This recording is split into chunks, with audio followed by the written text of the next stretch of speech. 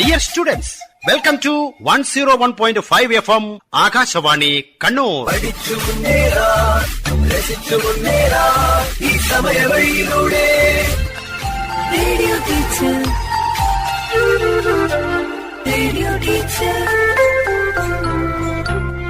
ആശയം ആവിഷ്കാരം PV Prasanth Kumar. Dear students, 2024 മാർച്ചിൽ SSLC പരീക്ഷ എഴുതുന്ന എല്ലാ കുട്ടികൾക്കും വിജയാശംസകൾ. ഉയർന്ന മാർക്കിലേക്ക് ആകാശവാണിയുടെ ഒരു വഴികാട്ടിയാണ് രാത്രി 8 മണിക്കുള്ള റേഡിയോ ടീച്ചർ പ്രക്ഷേപണ പരമ്പര. ശ്രദ്ധയോടെ കേട്ട് പഠിക്കുക. Okay, let us start. Radio teacher, radio teacher.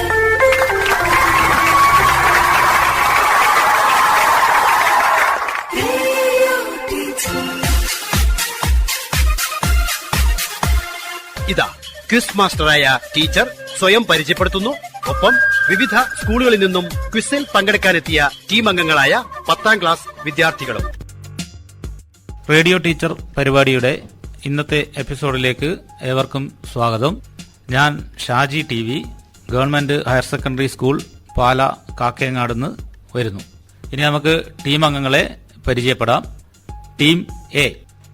എന്റെ പേര് മുഫ്ലിഹ മുഹമ്മദ്. എന്റെ പേര് നിയ. ഞങ്ങൾ CHMKS GHSS വളപട്ടണം സ്കൂളിൽ നിന്നും വരും. Team B. എന്റെ പേര് വന്ദനാസി.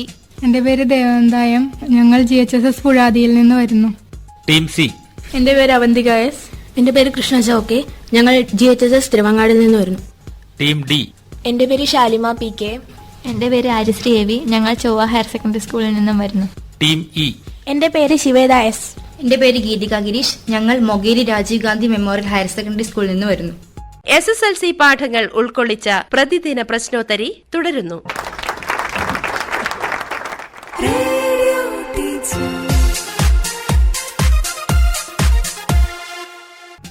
അടുത്തത് 4ാമത്തെ റൗണ്ടിലേക്ക് നമ്മൾ കടക്കുകയാണ്. ഈ റൗണ്ടിൽ നമ്മൾ പരിചയപ്പെടുന്ന പാഠഭാഗങ്ങൾ അടിസ്ഥാന പാഠാവലിയിലെ 2ാമത്തെ യൂണിറ്റ് ഉൾപ്പെടുന്ന പാഠങ്ങളാണ്. ആദ്യ ചോദ്യം ടീം എയോടാണ്. ടീം എ ശ്രദ്ധിക്കുക. ഈ യൂണിറ്റിന്റെ തുടക്കത്തിൽ പ്രവേശകമായി ഒരു കവിതാശകലം നൽകിയിട്ടുണ്ട്. നാടായാലും കാടായാലും കുഴിയായാലും കുന്നായാലും നല്ലവർ പാർക്കുന്നെങ്കിൽ നീയും നന്നേ വാഴുക നിലമേ. ഈ വരികൾ നൽകുന്ന ആശയം എന്താണ്? ഏത് സ്ഥലമായാലും എത്ര മോശപ്പെട്ട സ്ഥലമാണെങ്കിൽ പോലും അവിടെ ജീവിക്കുന്ന ജനങ്ങളുടെ പരസ്പര സ്നേഹവും വിശ്വാസവും സഹകരണവുമാണ് ആ നാടിനെ നല്ലതാക്കി മാറ്റുന്നത്. അതോടൊപ്പം തന്നെ അവിടെ ജീവിക്കുന്ന ജനങ്ങളുടെ കാഴ്ചപ്പാടുമാണ് ആ നാടിനെ നല്ലതാണോ ചീത്തയാണോ എന്ന് പറയുന്നത്. ഉത്തരം ശരിയാണ്. ഭൂമിശാസ്ത്രപരമായി വളരെ വ്യത്യസ്ത സ്ഥലങ്ങൾ നമ്മളുടെ ഭൂമിയിലുണ്ട്. ചില സ്ഥലത്ത് വലിയ പർവ്വത പ്രദേശങ്ങളുണ്ടാവും, കടൽ തീരത്തിന്റെ പ്രദേശങ്ങളുണ്ടാവും, ചില സ്ഥലത്ത് വയലേലകൾ, കൃഷിയിടങ്ങൾ വരുന്നുണ്ട്. അപ്പോൾ അവിടെയൊക്കെ ആളുകൾ താമസിക്കുന്നുണ്ട്. സ്വാഭാവികമായും മലമ്പ്രദേശത്ത് താമസിക്കുന്ന ആളുകൾ ആ പ്രദേശം മോശപ്പെട്ടതാണ് എന്ന് നമുക്ക് പറയാൻ വേണ്ടി കഴിയില്ല. അതിന്റെ കാരണം സ്ഥലം എന്ന് പറയുന്നത് നമ്മൾ ജനിക്കുമ്പോൾ നമ്മളെ മുമ്പിൽ കാണുന്നത്. പക്ഷേ അവിടെ ജീവിക്കുന്ന ആൾക്കാരാണ് ഒരു സ്ഥലത്തെ നല്ലതാണോ മോശമാണോ എന്ന് ചിത്രീകരിക്കുന്നത്. അവരുടെ ജീവിത രീതി, അവരുടെ ഇടപെടലുകൾ, അവർ മറ്റുള്ളവർക്ക് മുമ്പിൽ ചെയ്യുന്ന നല്ല കാര്യങ്ങൾ, ഇതൊക്കെയാണ് ഒരു പ്രദേശത്തിന് ഒരു നല്ല പ്രദേശം അല്ലെങ്കിൽ ഒരു നല്ല നാട് എന്നുള്ള പേര് കൊടുക്കുന്നത്. അല്ലാതെ കേവലമായ അതിൻ്റെ ഭൂമിശാസ്ത്രപരമായ പ്രത്യേകതകളല്ല. അപ്പോൾ ഒരു നാട് നന്നാവണമെങ്കിൽ ആ നാട്ടിൽ ആ പ്രദേശത്ത് ജീവിക്കുന്ന ജനതയാണ് നന്നാവേണ്ടത്. അവർ നല്ല മാർഗങ്ങൾ കാണിക്കുമ്പോൾ ആ നാട് ഏറ്റവും മഹത്തായ നാടാണ് എന്ന് എല്ലാവരും പറയും. ഇത് പുറനാനൂറ് എന്ന് പറയുന്ന സംഘകാല കവയിത്രിയായ, തമിഴ് സംഘകാലഘട്ടത്തിലെ കവയിത്രിയായ ഔവയാർ എന്ന് പറയുന്ന കവയിത്രിയുടെ വരികളാണ്. തമിഴ്നാട്ടിലെ വളരെ പ്രസിദ്ധമായ ഒരു കവിതാ സമാഹാരമാണ് പുറനാനൂറ്. ഒരുപാട് കവിതകൾ അതിനകത്തുണ്ട്. അതിൽ വന്ന വരികളാണ്. അപ്പോൾ നാടിനെ നന്നാക്കുന്നത് ആ നാട്ടിൽ ജീവിക്കുന്ന മനുഷ്യരുടെ പ്രവർത്തനങ്ങളാണ് എന്നുള്ളതാണ് ഇതുകൊണ്ട് ഉദ്ദേശിക്കുന്നത്. ടീം എ വളരെ നന്നായി ഉത്തരം പറഞ്ഞു. അവർക്ക് 10 പോയിന്റ്. അടുത്ത ചോദ്യം ടീം ബിയോടാണ്. കൊച്ചു ചക്കരച്ചി എന്ന കഥയിലെ ഒരു ചോദ്യമാണ്. ആ കഥ കൊച്ചു ചക്കരച്ചിക്ക് ഒരരുമത്വം നേടിക്കൊടുത്തു. ഇവിടെ ലേഖകൻ പരാമർശിച്ച കഥ എന്താണ്? അറിയില്ല. ടീം ബിക്ക് ഉത്തരം അറിയില്ല എന്ന് പറഞ്ഞ സാഹചര്യത്തിൽ ആ ചോദ്യം ടീം സിയിലേക്ക് പാസ് ചെയ്യുകയാണ്. ടീം സിക്ക് ഉത്തരം പറയാവുന്നതാണ്. അമ്മയ്ക്ക് കൊച്ചു ചക്കരിച്ചിയുമായുള്ള ആത്മബന്ധം വളരെ അധികമാണ്. വീട്ടിലുള്ള കാരണവന്മാരുടെയും മറ്റു മുതിർന്നവരുടെയും പ്രേരണയ്ക്ക് വഴങ്ങി കൊച്ചു ചക്കരിച്ചിയെ വെട്ടാൻ അവർ തീരുമാനിക്കുകയും എന്നാൽ വെട്ടാൻ വരുന്നവരെ ഉറുമ്പുകൾ കൊച്ചു ചക്കരിച്ചിക്ക് കാവലായി നിന്നുകൊണ്ട് ആ പ്രവൃത്തിയിൽ നിന്ന് തടയുകയും ചെയ്യുന്നു. അങ്ങനെ വീട്ടുകാർക്കിടയിൽ കൊച്ചു ചക്കരിച്ചിക്ക് ഒരു അരുമത്വം നേടിക്കൊടുക്കുന്നു. ഉത്തരം തെറ്റാണ്. ടെക്സ്റ്റ് ബുക്കിൽ വളരെ കൃത്യമായി അത് ഒരു ഭാഗത്ത് പരാമർശിക്കുന്നുണ്ട്. പാട്ടത്തിലെ അപ്പൂപ്പൻ 60 കൊല്ലം മുമ്പ് കൊച്ചു ചക്കരിച്ചിയെ വെട്ടി നീക്കാൻ തുനിഞ്ഞതായിരുന്നു. വേണ്ടപ്പെട്ടവർ ആരോ ഒക്കെ ഇടപെട്ട് ആ അത്യാഹിതം തടഞ്ഞു. ഈ കഥ അവൾക്കൊരു പ്രത്യേക അരുമത്വം നേടിക്കൊടുത്തു. പാട്ടത്തിലെ അപ്പൂപ്പന് ആ മരം വളർന്ന് അതീശ്വരിയെ പോലെ നിൽക്കുന്നത് കണ്ടപ്പോൾ അതൊരു തടസ്സമായി തോന്നിയതുകൊണ്ട് അതിനെ വെട്ടിമാറ്റാനാണ് തീരുമാനിച്ചത്. പക്ഷെ കുടുംബത്തിൽ തന്നെയുള്ള ആളുകളുടെ ശക്തമായ ഇടപെടൽ ഈ മാവിനോടുള്ള അമിതമായ വാത്സല്യവും സ്നേഹവും ഒക്കെ കാരണം അത് തടസ്സപ്പെടുത്തി. അതിനെ തുടർന്ന് അതിനുശേഷം ഈ കൊച്ചു ചക്കരിച്ചിക്ക് ഒരു പ്രത്യേക അരുമത്വം എല്ലാവർക്കും ഉണ്ടായി. ഇതാണ് അതിന്റെ കൃത്യമായ ഉത്തരം. ടീം ബിയും ടീം സിയും ഉത്തരം പറഞ്ഞില്ല. അതുകൊണ്ട് അവർക്ക് അതിനുള്ള പോയിന്റുകളും നൽകുന്നില്ല.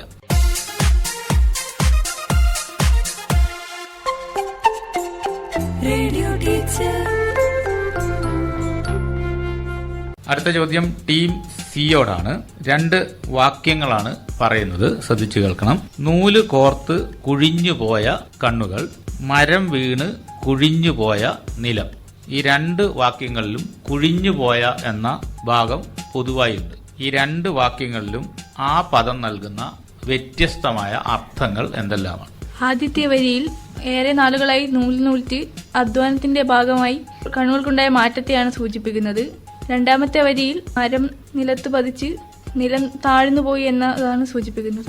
വളരെ കൃത്യമായ ഉത്തരമാണ് ടീം സി നൽകിയിരിക്കുന്നത്. ആദ്യ വാക്യത്തിൽ കണ്ണുകൾ കുഴിഞ്ഞുപോയതിനെയാണ് സൂചിപ്പിക്കുന്നത്. വർഷങ്ങളായി നൂലിങ്ങനെ സൂചിയിൽ കോർത്ത് കോർത്ത് കണ്ണുകൾക്കുണ്ടായ കുഴിവിനെയാണ് അവിടെ സൂചിപ്പിച്ചത്. രണ്ടാമത്തെ വാക്യത്തിൽ മരം മുറിഞ്ഞ് വീണപ്പോഴുണ്ടായ അതിന്റെ ആഘാതത്തിൽ ഭൂമിക്കുണ്ടായ കുഴിവിനെയാണ് സൂചിപ്പിക്കുന്നത്. ടീം സിക്ക് 10 പോയിന്റ്. അടുത്ത ചോദ്യം ടീം ഡിയോടാണ്. ചോദ്യം ഇതാണ്: ഓണമുറ്റത്ത് എന്ന കവിതയിൽ സൂചിപ്പിക്കുന്ന കാര്യത്തെക്കുറിച്ചാണ്. ഓണപ്പാട്ടുകളോടുള്ള പുതിയ കാലത്തിന്റെ സമീപനം എങ്ങനെയുള്ളതാണ്? അതിനോട് കവി പ്രതികരിക്കുന്നത് എങ്ങനെയാണ്? പഴമയിൽ ഇഴയുന്ന പല്ലുകൊഴിഞ്ഞ പാട്ടുകൾ എന്നാണ് പരിഷ്കാരത്തിന് തിണ്ണയിലിരിക്കുന്നവർ ഓണപ്പാട്ടുകളെ വിളിക്കുന്നത്. എന്നാൽ കവി തന്നെ ഇവിടെ പുള്ളുവനായി സൂചിപ്പിച്ചുകൊണ്ട് ഇവരെയൊക്കെ വിമർശിക്കുവാൻ ശ്രമിക്കുകയാണ്. ഉത്തരം ശരിയാണ്. ഇന്നത്തെ കാലഘട്ടത്തിൽ ഓണത്തിന് സംഭവിച്ചിരിക്കുന്ന മൂല്യച്യുതിയെക്കുറിച്ചാണ് കവി ഇവിടെ സൂചിപ്പിക്കുന്നത്. ഇന്നത്തെ കാലത്ത് പരിഷ്കാരികളെന്ന് അഭിമാനിക്കുന്ന പുത്തൻ പണക്കാരായിട്ടുള്ള ആളുകളടക്കം ഓണത്തെ കുറ്റപ്പെടുത്തുകയും ഓണം പഴഞ്ചനാണ് എന്നുള്ള സങ്കല്പത്തിലിരിക്കുകയും ഓണവുമായി ബന്ധപ്പെട്ട കലാരൂപങ്ങളെയൊക്കെ പുച്ഛിച്ച് പരിഹാസത്തോടുകൂടി കാണുകയും ചെയ്യുന്ന ഒരു കാലത്താണ് നമ്മൾ നിൽക്കുന്നത്. ഓണവുമായി ബന്ധപ്പെട്ട സാഹിത്യങ്ങളിൽ വർണ്ണിക്കുന്ന കാർഷിക സംസ്കൃതിയും നാട്ടറിവുകളും മാനവ സംസ്കാരവും ഒന്നും ഉൾക്കൊള്ളാൻ ഇന്നത്തെ തലമുറയ്ക്ക് കഴിയുന്നില്ല. പക്ഷേ കവിയുടെ അഭിമാനം എന്ന് പറയുന്നത് ഈ പാരമ്പര്യത്തിന്റെ കണ്ണിയാണ് ഞാൻ, പഴമയിൽ എഴുതുന്ന പാട്ടിന്റെ ഉടമസ്ഥനാണ് ഞാൻ. ആ ഓണത്തെക്കുറിച്ചുള്ള സങ്കല്പത്തിൽ അഭിമാന പുരസ്സരം നിൽക്കുന്ന കവിയെയാണ് നമുക്ക് ഈ ഭാഗത്ത് കാണാൻ കഴിയുന്നത്. ടീം ഡിക്ക് 10 പോയിന്റ്. അടുത്ത ചോദ്യം ടീം ഇയോടാണ്. ചോദ്യം ശ്രദ്ധിക്കുക. ഓണമുറ്റത്ത് എന്ന കവിതയിലെ തന്നെ ചോദ്യമാണ്. അതിലെ ഏതാനും വരികളാണ് ഞാൻ പറയുന്നത്. നീളും മലയുടെ ചങ്ങലവട്ടയിൽ നാളം പാടല വിരലാൽ നീട്ടിയും ഓമൽ കവിള് തുടുത്തും തെല്ലൊരു നാണത്തോട് പരിങ്ങി ഒരുങ്ങിടും ഓണക്കോടി ഉടുത്തോരുഷസേ. വളരെ മനോഹരമായ വരികളാണിത്. ഈ വരികളുടെ പ്രയോഗ ഭംഗി വിശദമാക്കുക. ശ്രീ എന്ന തൂലികാ നാമത്തിൽ അറിയപ്പെടുന്ന വൈലോപ്പള്ളി സീതാരാമേനോന്റെ വിട എന്ന കവിതാ സമാഹാരത്തിലെ കവിതയാണ് ഓണമുറ്റത്ത്.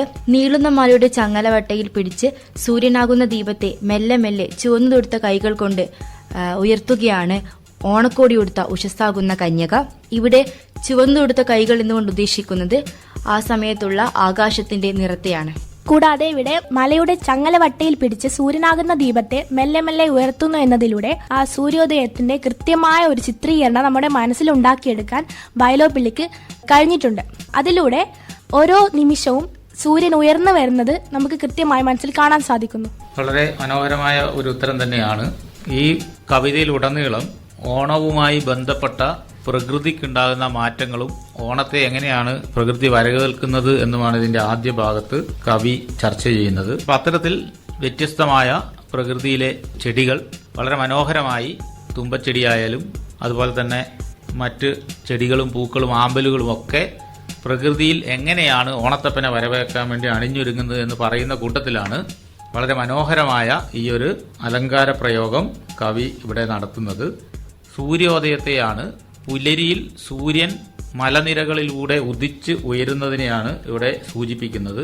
നാണം കൊണ്ട് ചുവന്ന മുഖത്തോടുകൂടി ഓണക്കോടി ഉടുത്തു വരുന്ന എന്ന് പറയുന്ന പ്രയോഗത്തിൽ സൂര്യൻ ഉദിച്ചു വരുന്ന സമയത്തുള്ള ആകാശത്തിന്റെ വർണ്ണവും പുലരി വെളിച്ചത്തിന്റെ പ്രഭയും ഒക്കെ സൂചിപ്പിക്കുന്നുണ്ട്. അങ്ങനെ മനോഹരമായി ഒരു പുലർകാലത്തിന്റെ ചിത്രം ഈ വരികളിൽ വരച്ചിടാൻ കവിക്ക് കഴിയുന്നുണ്ട്. അത് മാത്രമല്ല, പ്രകൃതിയിലുള്ള ഇത്തരത്തെ ഒരു കാഴ്ചയെ മനുഷ്യരുടെ പ്രവൃത്തികളോടും ഭാവങ്ങളോടും ചേർത്ത് വെക്കാൻ വേണ്ടി ഈ വരികളിൽ കവിക്ക് കഴിഞ്ഞിട്ടുണ്ട്. അങ്ങനെ വളരെ മനോഹരമായ ഒരു വർണ്ണനയായി ഇത് മാറുന്നു. വളരെ കൃത്യതയാർന്ന ഉത്തരം നൽകിയ ടീം ഇക്ക് 10 പോയിന്റ്.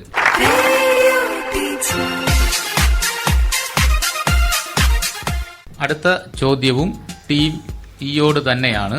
മറ്റൊരു പാഠഭാഗത്തെ ചോദ്യമാണ്. കോഴിയും കിഴവിയും എന്ന കഥ വളരെ മനോഹരമായ ഒരു കഥയാണ്. ഈ ശീർഷകത്തിന്റെ ഔചിത്യം പരിശോധിക്കുക. കാരൂരിന്റെ ഒരു ആക്ഷേപഹാസ്യ കഥയാണ് കോഴിയും കിഴവിയും. കോഴി എന്നാൽ സമ്പത്ത് അഥവാ ലോഭം, കിഴവി എന്നാൽ മൂല്യം. ലോഭവും മൂല്യവും തമ്മിലുള്ള സംഘട്ടനവും ഒടുവിൽ മൂല്യമെങ്ങനെ ലോകത്തിൽ വിജയിക്കുമെന്നും കാട്ടിത്തീർന്ന ഒരു കഥയാണിത്. ഇവിടെ മൂല്യത്തിന്റെ ഭാഗത്ത് നിൽക്കുന്ന ശക്തമായ സ്ത്രീ കഥാപാത്രമാണ് മത്തായിയുടെ അമ്മ. ഈ ഒരു കഥാപാത്രത്തിന് കഥാകൃത്ത് പേര് നൽകുന്നില്ല. കാരണം ലോകത്തുള്ള മൂല്യത്തിന് വേണ്ടി നിലകൊള്ളുന്ന ഏതൊരു വ്യക്തിയുടെയും പ്രതിനിധിയാണ് മത്തായിയുടെ അമ്മ. ഉത്തരം ശരിയാണ്. കോഴിയും കിഴവിയും എന്നത് മനോഹരമായ ഒരു കഥയാണെന്ന് ഞാൻ ചോദ്യം ചോദിച്ചപ്പോൾ തന്നെ പറഞ്ഞിരുന്നു. ഈ കഥയിൽ അവതരിപ്പിക്കുന്നത് വളരെ ഗ്രാമീണമായ ഒരു പശ്ചാത്തലത്തെയാണ്. വളരെ ഗ്രാമ്യമായ ഭാഷയിൽ നമ്മൾ വിളിക്കുന്ന 2 പദപ്രയോഗങ്ങളാണ് കോഴിയും കിഴവിയും എന്നുള്ളത്. അപ്പൊ മൂല്യങ്ങളും സമ്പത്തും തമ്മിലുള്ള ഒരു തർക്കവും മൂല്യത്തിന്റെ വിജയവുമാണ് ഈ കഥയിൽ അവതരിപ്പിക്കുന്നത്. ഇവിടെ മൂല്യത്തിന്റെ സ്ഥാനത്ത് വരുന്നത് മത്തായിയുടെ അമ്മയും അതുപോലെ തന്നെ സമ്പത്തിന്റെ ഭാഗത്ത് വരുന്നത് മത്തായി എന്ന കഥാപാത്രവുമാണ്. മത്തായിയുടെ കോഴിയെ കല്ലെറിഞ്ഞ് കൊന്നതുമായി ബന്ധപ്പെട്ട് തുടങ്ങിയ തർക്കം വളർന്ന് പന്തലിച്ച് വിശാലമായ പശ്ചാത്തലത്തിലേക്ക് മാറുന്നതാണ് ഈ കഥ. അതുകൊണ്ട് ഈ പേര് ഇതിന് വളരെ ഉചിതമാണ്. ഉത്തരം പറഞ്ഞ ടീം ഇക്ക് 10 പോയിന്റ്. അടുത്ത ചോദ്യം ടീം ഡിയോടാണ്. ചോദ്യം ശ്രദ്ധിക്കുക. ആ വീട്ടുകാരുടെ ഇടയിൽ ഒരു അഗ്നിപർവ്വതം പൊട്ടാറായി നിൽക്കുകയാണ്. അതിൽ അഗ്നിപർവ്വതം പൊട്ടാറായി എന്ന പ്രയോഗം സന്ദർഭത്തിന് നൽകുന്ന അർത്ഥ സവിശേഷത എന്താണ്? മർക്കോസിന്റെ മക്കൾ മത്തായിയുടെ വീട്ടിലെ കോഴിയെ കൊന്നതിന് ആ 2 വീടുകളും തമ്മിലുള്ള കലാപത്തിന് തന്നെ കാരണമായി തീരുന്നു. ഇവിടെ അഗ്നിപർവ്വതം പൊട്ടാറായി എന്നതിലൂടെ 2 വീടുകളും തമ്മിലുള്ള കലാപത്തെ സൂചിപ്പിക്കാൻ കഥാകൃത്ത് ഉപയോഗിക്കുന്നു. ശരിയായ ഉത്തരമാണ്. നമുക്കറിയാം, അഗ്നിപർവ്വതം എന്ന് പറയുന്നത് ഏതു സമയവും പൊട്ടി അപകടം വിതയ്ക്കാവുന്ന ഒരു സാഹചര്യമാണ്. അപ്പൊ ഈ 2 വീട്ടുകാരുടെയും ഇടയിൽ, അയൽവാസികളാണ്, അവരുടെ ഇടയിൽ ഏതു സമയവും പൊട്ടിത്തെറിക്കാവുന്ന ഒരു അവസ്ഥ നിലനിൽക്കുന്നു എന്നത് സൂചിപ്പിക്കാൻ വേണ്ടിയാണ് ഈ പ്രയോഗം ഉപയോഗിച്ചിട്ടുള്ളത്. വളരെ ഉചിതമായ പ്രയോഗമാണത്. ഉത്തരം വളരെ നന്നായി പറഞ്ഞ ടീം ഡിക്ക് 10 പോയിന്റ്. അടുത്ത ചോദ്യം ടീം സിയോടാണ്. ശ്രദ്ധിച്ചു കേൾക്കുക. തലവലിക്കുക എന്ന ശൈലിയുടെ അർത്ഥം വ്യക്തമാകുന്ന വിധത്തിൽ ഒരു വാക്യം പറയുക. വിനാശകരമായ ഒരു വലിയ പ്രശ്നത്തിൽ നിന്നും അവൻ ബുദ്ധിപൂർവ്വം തലവലിച്ചു. നല്ല ഉത്തരം. തലവലിക്കുക എന്ന ശൈലിയുടെ അർത്ഥമായി വരുന്നത് ചെന്നുപെട്ട കുഴപ്പത്തിൽ നിന്നും രക്ഷപ്പെടുക എന്നുള്ളത്. അപ്പോൾ അത് വളരെ മനോഹരമായ ഒരു വാക്യമാണ് പറഞ്ഞിട്ടുള്ളത്. ഇത്തരത്തിലുള്ള നിരവധി ശൈലികൾ കോഴിയും കിഴവിയും എന്ന കഥയിൽ കഥാകൃത്ത് ഉപയോഗിച്ചിട്ടുണ്ട്. കയ്യബദ്ധം, മുൻകൈയെടുക്കൽ, എതിര് പിടിക്കുക, അടച്ചുപൂട്ടി മുദ്ര വെക്കുക തുടങ്ങി നിരവധിയായ ശൈലികൾ അതിനകത്ത് ഉപയോഗിക്കുന്നുണ്ട്. ഉത്തരം വളരെ മനോഹരമായി പറഞ്ഞ ടീം സിക്ക് 10 പോയിന്റ്. അടുത്ത ചോദ്യം ടീം ബിയോടാണ്. ഓണമുറ്റത്ത് എന്ന കവിതയിൽ വർണ്ണിച്ചതുപോലെയുള്ള ഓണക്കാല പ്രകൃതിയെയാണോ നമുക്കിപ്പോൾ കാണാൻ കഴിയുന്നത്? നിങ്ങളുടെ നിരീക്ഷണം അവതരിപ്പിക്കുക. പണ്ട് കാലങ്ങളിലെ ഓണക്കാലത്തെ പോലെ പ്രകൃതിയിൽ നിന്ന് ഇപ്പോൾ ആരും പൂവുകൾ ഒന്നും ശേഖരിക്കുന്നില്ല. പണ്ട് കാലങ്ങളിൽ വയലേലകൾ മുഴുവനും പൂക്കൾ ഉണ്ടായിരുന്നു. ഇപ്പോൾ വയലുകളെല്ലാം നികത്തി പൂക്കൾ അധികം കിട്ടുന്നില്ല. പുറത്തുനിന്ന് പൂക്കൾ വാങ്ങി ഓണത്തിന് ആഘോഷിക്കുകയാണ്. പണ്ട് കാലങ്ങളിൽ പൂക്കൾ പറിച്ചിരുന്നത് പോലെ ഇപ്പോൾ ആരും പൂക്കൾ പറിച്ച് ഓണം ആഘോഷിക്കുന്നില്ല. വളരെ ശരിയായ ഉത്തരമാണ്. ഓണത്തിനും അതിൻ്റെതായ മാറ്റം ഇപ്പോൾ ഉണ്ടായിട്ടുണ്ട്. പഴയ കാലത്തുള്ള ഓണത്തിന്റെ കാലഘട്ടത്തിലുണ്ടാകുന്ന പ്രകൃതിയല്ല നമുക്കിപ്പോൾ കാണാൻ കഴിയുന്നത്. മനുഷ്യരുടെ കയ്യേറ്റങ്ങൾ മൂലം പ്രകൃതിയുടെ അവസ്ഥ തന്നെ മാറിയിരിക്കുന്നു. വസന്തത്തിന്റെ വർണ്ണക്കാഴ്ചകളൊന്നും ഇപ്പോൾ നമുക്ക് ഓണക്കാലഘട്ടത്തിൽ കാണാൻ വേണ്ടി കഴിയുന്നില്ല. നമ്മുടെ കാലാവസ്ഥ തന്നെ വളരെയധികം വ്യതിയാനം സംഭവിച്ച് കഴിഞ്ഞിരിക്കുകയാണ്. ഓണത്തിന്റെ സൗന്ദര്യമൊക്കെ നമ്മളുടെ ഇടയിൽ നിന്ന് ചോർന്നു പോയിട്ടുണ്ട്. അതോടൊപ്പം തന്നെ ഓണം വാണിജ്യവൽക്കരിക്കപ്പെട്ട, കമ്പോളവൽക്കരിക്കപ്പെട്ട ഒരു കാലത്താണ് നമ്മളിന്ന് ജീവിക്കുന്നത്. പൂക്കളെല്ലാം തന്നെ തമിഴ്നാട്ടിൽ നിന്നും കർണാടകയിൽ നിന്നും വരുന്നത് തൂക്കി വാങ്ങിച്ച് നിർജീവമായ പൂക്കളെ വീട്ടിലിട്ട് പൂക്കള ഒരുക്കുന്നവരായി മലയാളികൾ മാറിയിട്ടുണ്ട്. ഓണസദ്യ ഒരുക്കുന്നതിൽ പോലും നമ്മൾ ഹോട്ടലുകളിൽ വിളിച്ച് ബുക്ക് ചെയ്യുന്ന അവസ്ഥയിലേക്ക് ഓണസദ്യ പോലും മാറിയിരിക്കുകയാണ്. അപ്പോൾ പഴയകാല പ്രകൃതി ഇന്നത്തെ കാലത്തിൽ നമുക്ക് കാണാൻ വേണ്ടി കഴിയുന്നില്ല എന്നുള്ളതാണ് ഒരു നഗ്നമായ സത്യം. കൃത്യമായ ഉത്തരം പറഞ്ഞ ടീം ബിക്ക് 10 പോയിന്റ്.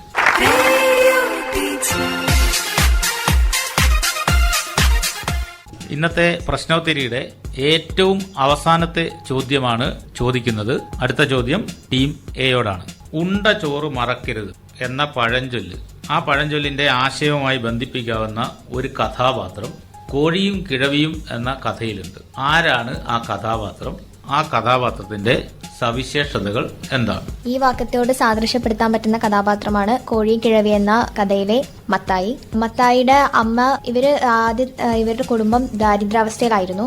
ആ അവസ്ഥയിൽ മാർക്കോസ് ആണ് മത്തായിയുടെ അമ്മയെ സഹായിച്ചതും അവർക്ക് വീട് വെക്കാനുള്ള സ്ഥലം കൊടുക്കുകയൊക്കെ ചെയ്തത്. പക്ഷേ വളർന്ന് സമ്പന്നനായി മാറിയ മത്തായി ഇവർ ചെയ്തു തന്ന ഈ സഹായം മറക്കുകയാണ് ഉണ്ടായത്. പിന്നീട് മാർക്കോസിനെ എങ്ങനെയൊക്കെ ഒഴിവാക്കാനാണ് മത്തായി ശ്രമിക്കുന്നത്.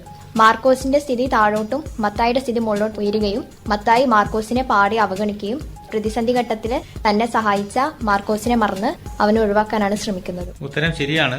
ഉണ്ട ചോറ് മറക്കരുത് എന്ന പ്രയോഗം തീരെ പാലിക്കാത്ത ആളാണ് ഈ കഥയിലെ മത്തായി. അത് പാലിക്കുന്ന കഥാപാത്രം മത്തായിയുടെ അമ്മയാണ്. അപ്പോൾ ഈ ആശയവുമായി ബന്ധിപ്പിച്ച് പറയാൻ കഴിയുന്നത് മത്തായി എന്ന കഥാപാത്രത്തെയാണ്. പാല് കൊടുത്ത കൈക്ക് തന്നെ കൊത്തുക എന്നത് മത്തായിയുടെ ഒരു രീതിയാണ്.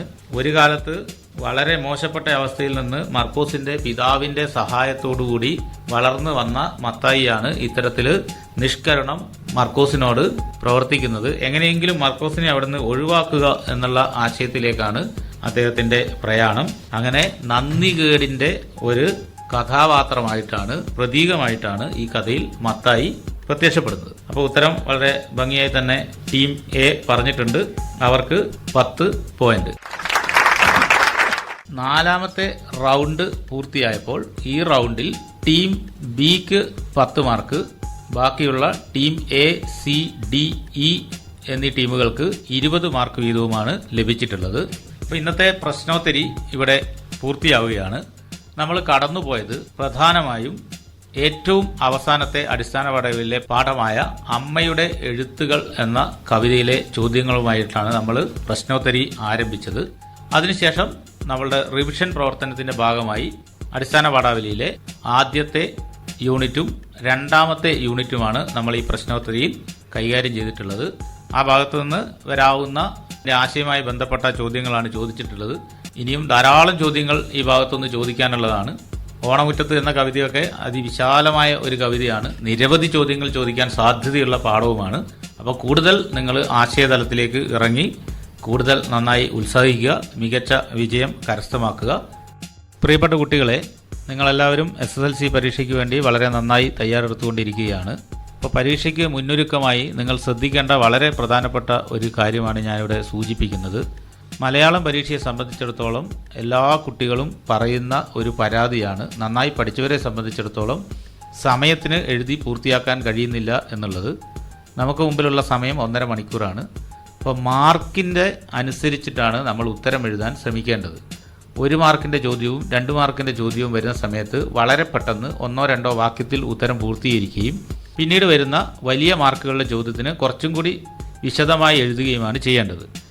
പ്രധാനമായും 4 മാർക്കിൻ്റെ ചോദ്യത്തിന് ഉപന്യാസത്തിൻ്റെ രീതിയിൽ ഉത്തരവെഴുതുകയും അവസാനം വരുന്ന 6 മാർക്കിൻ്റെ ഉപന്യാസത്തിൻ്റെ ചോദ്യം ഉത്തരമെഴുതാൻ സമയം കിട്ടാതെ വളരെ ചുരുക്കി എഴുതുകയും ചെയ്യുന്ന ഒരു പ്രവണത പൊതുവെ കണ്ടുവരാറുണ്ട്.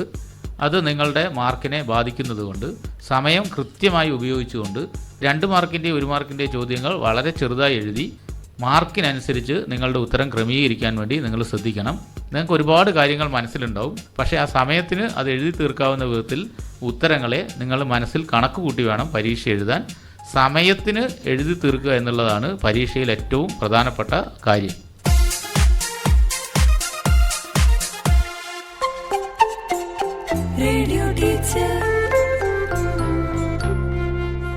അവസാനമായി 4 റൗണ്ടുകളും പൂർത്തിയായപ്പോൾ ഇവിടെ ഇന്ന് വിജയികളായ ആളുകളുടെ ടോട്ടൽ സ്കോറുകളാണ് പ്രഖ്യാപിക്കുന്നത്. ടീം എ 50 പോയിന്റാണ് കരസ്ഥമാക്കിയത്. CHM KS GHSS വളപട്ടണത്തെ നിയ കെയും മുഫ്ലിദ മുഹമ്മദ് പിയുമാണ് ടീം എയ്ക്ക് വേണ്ടി ഇവിടെ പങ്കെടുത്തത്. ടീം ബി കരസ്ഥമാക്കിയത് 55 പോയിന്റുകളാണ്. പുഴാതി ഗവൺമെന്റ് ഹയർ സെക്കൻഡറി സ്കൂളിലെ ദേവനന്ദ M, വന്ദന C എന്നീ കുട്ടികളാണ് ഈ ടീമിന് വേണ്ടി ഇവിടെ പങ്കെടുത്തത്. ടീം സി 73 പോയിന്റുകളാണ് കരസ്ഥമാക്കിയത്. GHSS തിരുവങ്ങാട് സ്കൂളിലെ അവന്തിക S, കൃഷ്ണജ OK എന്നീ കുട്ടികളാണ് ഇന്ന് ഇവിടെ പങ്കെടുത്തത്. ടീം ഡി നേടിയത് 53 പോയിന്റുകളാണ്. ചൊവ്വ ഹയർ സെക്കൻഡറി സ്കൂളിലെ ആര്യശ്രീ AV, ശാലിമ PK എന്നീ കുട്ടികളാണ് ടീം ഡിക്ക് വേണ്ടി പങ്കെടുത്തത്. ടീം ഇ 83 പോയിന്റുകളാണ് കരസ്ഥമാക്കിയിട്ടുള്ളത്. Rajiv Gandhi memorial higher secondary school മൊകേരിയിലെ ശിവേദ S, ഗീതിക ഗിരീഷ് എന്നീ കുട്ടികളാണ് ടീം ഇക്ക് വേണ്ടി ഇവിടെ പങ്കെടുത്തത്. ഏറ്റവും കൂടുതൽ പോയിന്റ് കരസ്ഥമാക്കിക്കൊണ്ട് ഈ ടീം വിജയിച്ചതായി അറിയിക്കുന്നു. 2ാം സ്ഥാനത്ത് എത്തിച്ചേർന്നിരിക്കുന്നത് ടീം സി ആണ്. GHSS തിരുവങ്ങാടിലെ ടീമാണിത്. Avanthika AS and Krishnaja OK 73 പോയിന്റുകളുമായി 2ാം സ്ഥാനത്ത് എത്തിച്ചേർന്നിരിക്കുന്നു. 3ാം സ്ഥാനത്ത് എത്തിച്ചേർന്നിരിക്കുന്നത് ടീം ബി ആണ്. പുഴാതി ഗവൺമെന്റ് ഹയർ സെക്കൻഡറി സ്കൂളിലെ ദേവനന്ദ M, വന്ദന C എന്നീ കുട്ടികളാണ് 55 പോയിന്റുകളോടെ 3ാം സ്ഥാനത്ത് എത്തിച്ചേർന്നത്. വിജയികൾക്ക് അഭിനന്ദനങ്ങൾ. എല്ലാ കുട്ടികൾക്കും നല്ല വിജയാശംസകൾ നേർന്നുകൊണ്ട് നിർത്തുന്നു.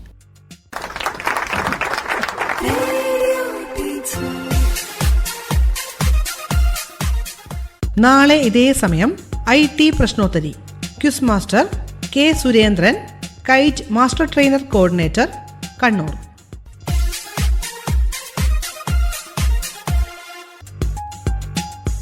അവതരണം ആകാശവാണി കണ്ണൂർ. ആശയം ആവിഷ്കാരം PV പ്രശാന്ത് കുമാർ. നിർവഹണ സഹായം AK രതീഷ്, കവിതാനാഥ്, ശ്രീകല ബിജു, ജ്യോതി രാജീവ്, സഞ്ജന രാമകൃഷ്ണൻ.